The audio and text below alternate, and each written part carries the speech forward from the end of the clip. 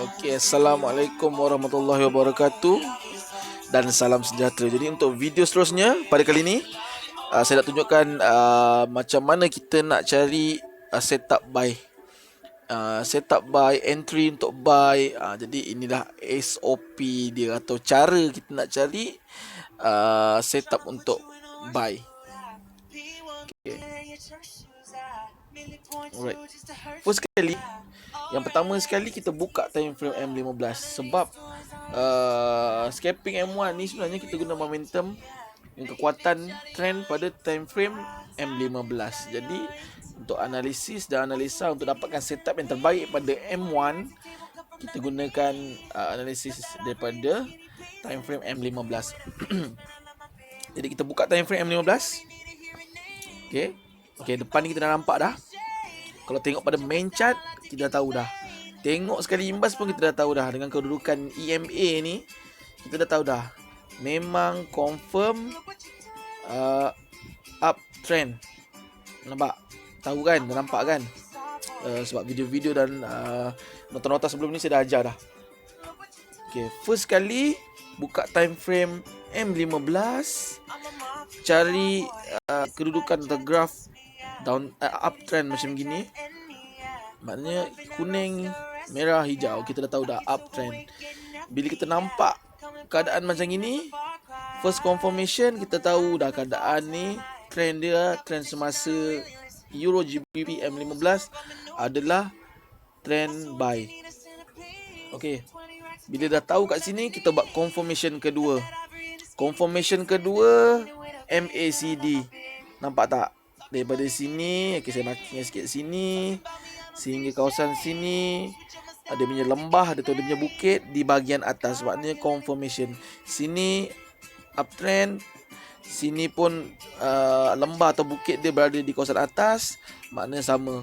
First confirmation uptrend and then second confirmation maknanya uptrend juga.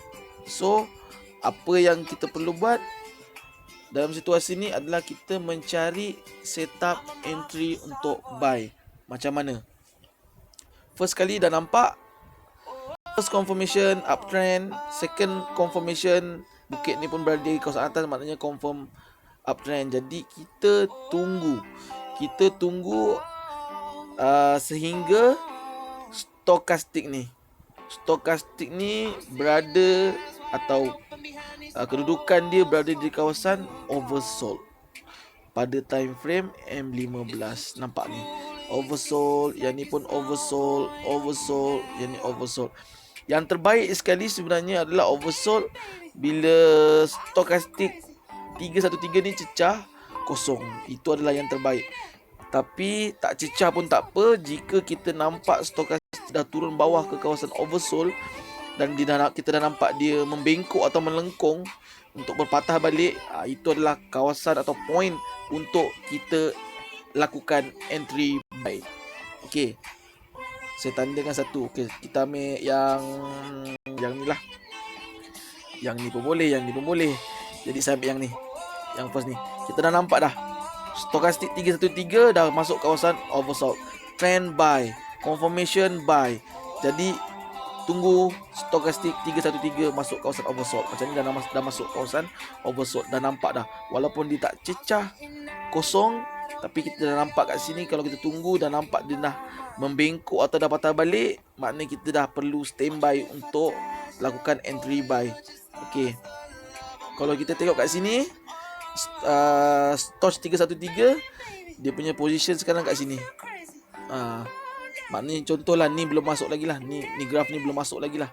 Maknanya price sekarang kat sini, baru kat sini. Okey, ni oversold M15 dekat bawah ni. Ini keadaan dia kat sini. Saya tandakan sikit. Saya tandakan sikit lah. Okey, tu kawasan dia. Bawah pun kawasan oversold dia saya tandakan juga. Ni kawasan ni. Itu kawasan oversold. Nampak tak? Ini adalah kawasan oversold yang mana Stoch 313 dah berada dalam kawasan oversold dan dalam kalau dia dah membengkok atau dah nak patah balik tu, kita dah boleh standby untuk buy. Ni kat sini dia punya candlestick atau price berada masa kat sini. Jadi bila berlaku macam gini, keadaan macam gini, trend uptrend, confirmation, memang confirmation uptrend, kita cari position buy.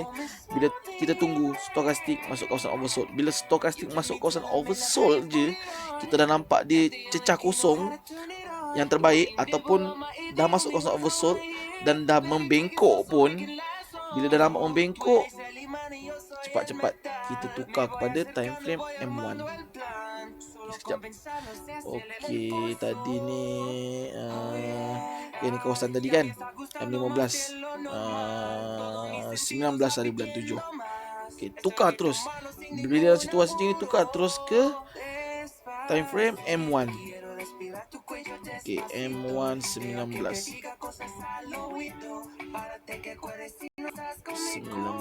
Okey ni.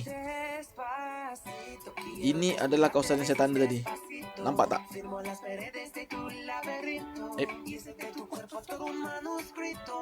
Okey, ni adalah kawasan yang saya tanda tadi. Nampak? Ni kawasan yang time frame M15 tadi saya tanda. Ini adalah kawasan oversold pada time frame M15. Nampak tak? Okey. Saya kecilkan sikit sekejap.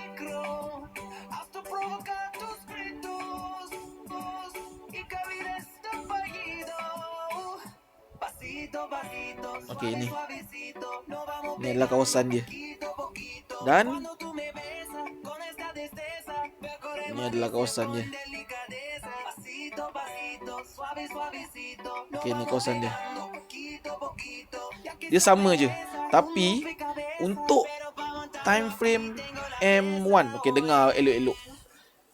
Pada time frame M15, kita menentukan trend dan mengenal pasti trend dengan 3 EMA. Okey, 3 EMA dengan bukit ni, bukit MACD, confirm trend buy.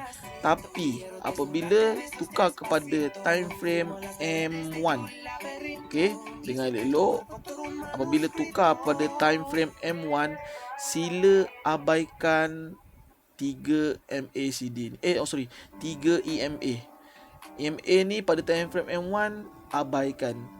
Pada time frame M1 kita cuma cari kawasan oversold saja. Nampak kat M1 ni, dia touch kosong, touch kosong, touch kosong. Ini adalah entry kita buy kat sini.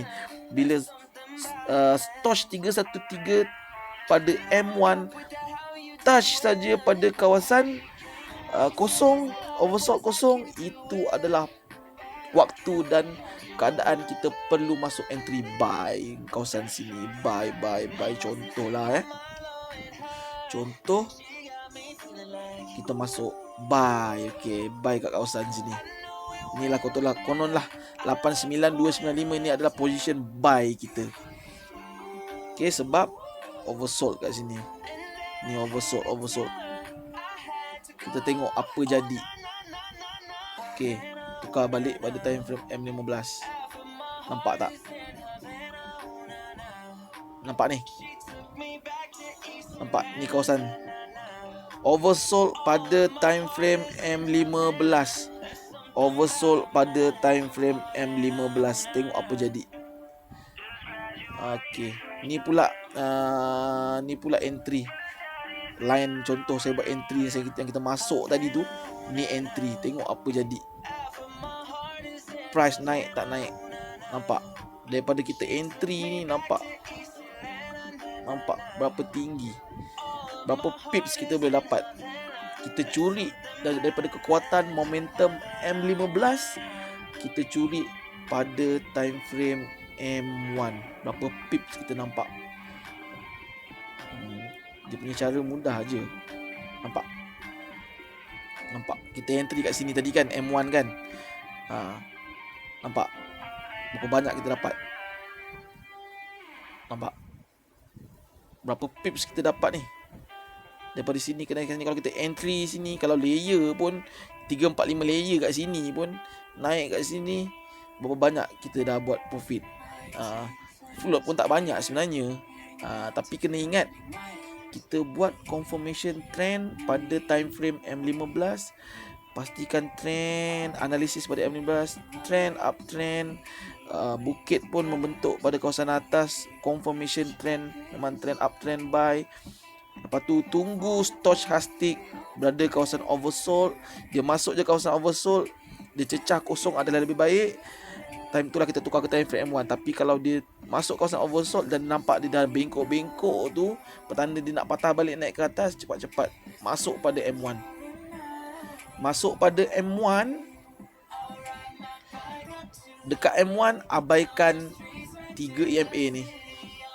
EMA pada M1 abaikan, MACD pun abaikan. M1 cuma kita tunggu dan kita cari kawasan oversold yang terbaik. Sama je. Kalau kita tengok kat sini, oversold M1 kat bawah ni, oversold kat bawah pada M1 ni, dekat M15 tu pun sama oversold dekat bawah. Maknanya serentak kekuatan oversold daripada M15, momentum kekuatan oversold pada M15, kita gunakan lari pada M1, kita akan dapat sharp kat sini. Memang entry pada M1, oversold M1, memang kita akan dapat hasil dia, price terus naik. Nampak? Ingat, M1 3 MA ni abaikan, MACD pun abaikan. M1 hanya kita gunakan stoch 313 untuk cari oversold. Yang ini untuk position buy, SOP buy. Okey, tengok betul-betul dan fahamkan. Kalau tak faham, ulang balik video ni 2-3 kali, pelan-pelan tengok, fahamkan. Okey, ni untuk SOP buy. Untuk SOP sell saya akan terangkan dalam video yang seterusnya.